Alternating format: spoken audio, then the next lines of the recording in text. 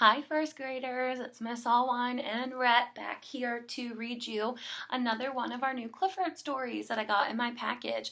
Rhett was getting really jealous when I was making videos for your learning map this week, so let's see if he sits here with me. Hopefully, he's feeling a little sassy these days, so he could start barking, but we'll see. Hopefully, he just sits here and listens to the story. He likes Clifford too. All right, Clifford, the big red dog, and the big island race.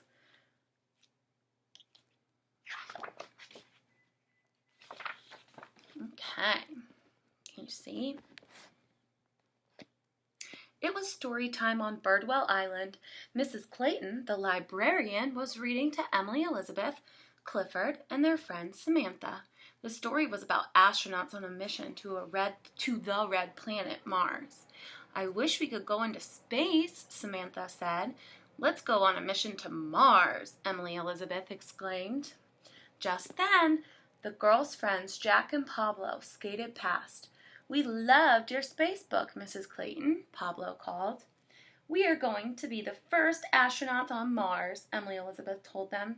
Not if we get there first, Jack grinned. It's a space race, Emily Elizabeth declared. The first team to bring back a red stone from Mars wins. That's a big race to commit to, right? Oh, hold on. That's a little puppy. Sorry, guys, just such a way. Sorry. All right. Jack hopped on his skateboard. Pablo gripped the handles of the scooter. Emily Elizabeth and Samantha climbed onto Clifford's back. Astronauts ready? Mrs. Clayton asked. 5, 4, 3, 2, 1, blast off! Whoosh! The friends were off, and the space race was on. Clifford was quick, but Pablo and Jack whizzed past him down the hill. They're getting ahead, cried Samantha. Don't worry, said Emily Elizabeth. We have a big red rocket. Clifford, it's time to blast off. Rhett, come here. But just then, Clifford spotted a man with a tasty-looking sandwich. His tummy rumbled. Clifford, there's no time for a treat right now, Emily Elizabeth yelped as Clifford veered toward the sandwich. I think we're good now. Clifford knew Emily Elizabeth was right. A real astronaut wouldn't stop for a snack in the middle of a mission. With a burst of speed, Clifford caught up to Jack and Pablo. Now the friends were nose and nose, neck and neck, scooter and tail.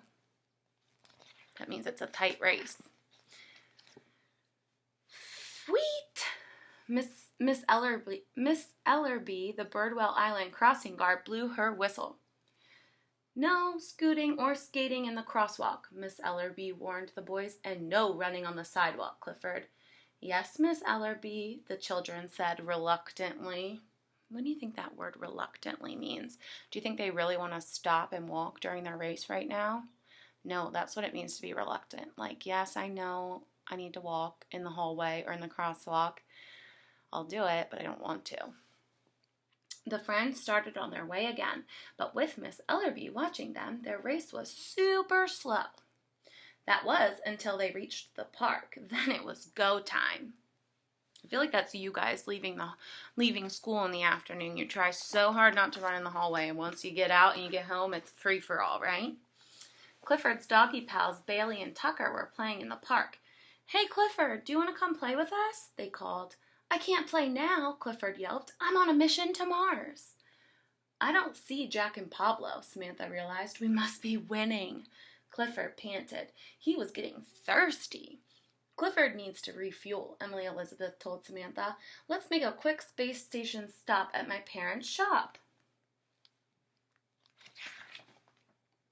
At the Seashell Souvenir Store, Clifford lapped up water from a dog bowl while Emily Elizabeth and Samantha borrowed some binoculars. Hi, honey, Emily Elizabeth's parents waved at the girls. No time to talk, Emily Elizabeth explained. We're racing Jack and Pablo to Mars. Well, you'd better hurry, Emily Elizabeth's dad pointed. Jack and Pablo are sailing away on their spaceship. Sailing away on their spaceship. That doesn't really sound right, does it? I guess Rhett doesn't like this story. He just left the room. We have to beat them, Emily Elizabeth exclaimed. Come on, I know a shortcut. Be back on Earth in time for dinner, her dad called. Emily Elizabeth led Clifford up a steep, rocky hill.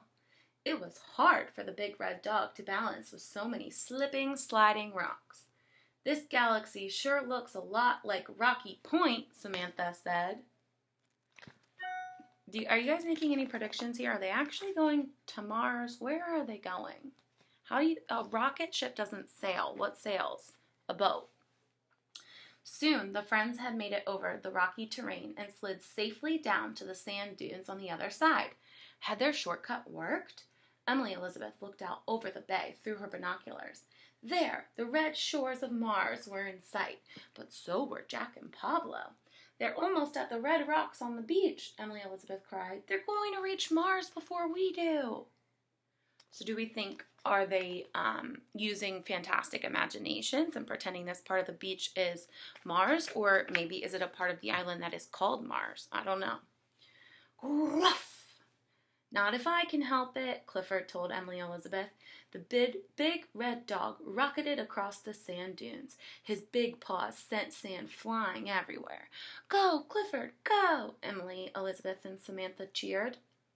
Jack and Pablo tied up their boat just as Clifford reached the last sand dune.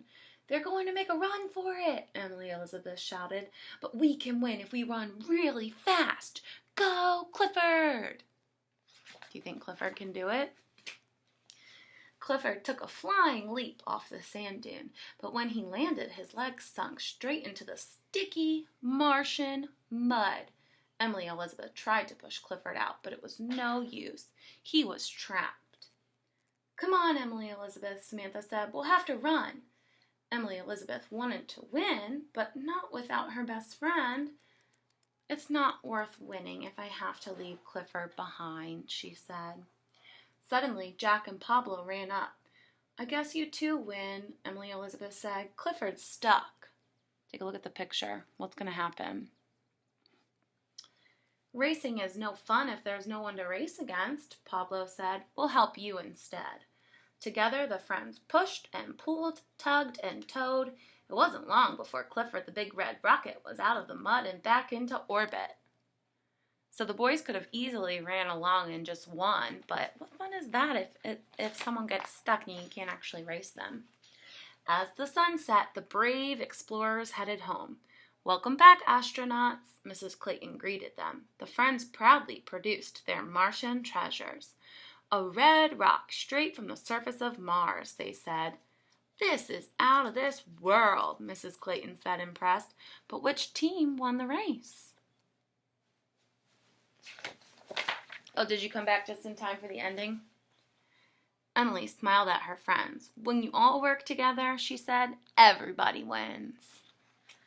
That was a fun book. So, did they actually go to outer space to Mars? No, and we don't know if it was their imaginations that they were pretending those red rocks on the island were Mars, or if it's a part of the island that is called Mars. Either way, they had a fun adventure and they learned a good lesson of working together, right? It's not all about winning. Sometimes it's about having fun and helping each other. I hope you guys enjoyed that story, and I will see you soon for another read aloud. You say bye, Rhett? I don't think he's going to say bye. Bye, guys.